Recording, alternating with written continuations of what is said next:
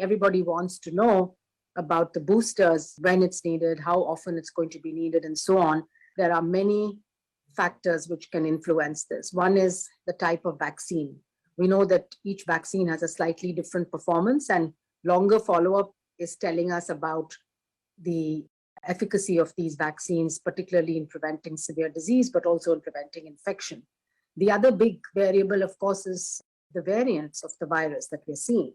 And we've seen that different variants have different ability to be neutralized by the antibodies or be able to overcome the immune response, like Oomicron seems to be doing because of the mutations it has. It seems to be pretty good at evading the immune responses. The third factor, of course, is the biology of the individual, the age of the person, how strong the immune system is, whether there are other underlying illnesses which impact the immune system.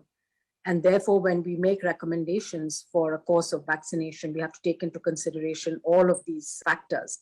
There is some data now to show that there is a slippage in the protection due to the different vaccines at about 6 months or so, particularly for protection from infection, less so for protection from disease. They're still performing at over 80%. But with Omicron, again, the initial data coming in obviously showing that Omicron is very successfully able to evade immune responses and therefore needs higher levels of antibodies. For now, we believe that boosters may be needed for people who have weaker immune systems, the older individuals, the more vulnerable people.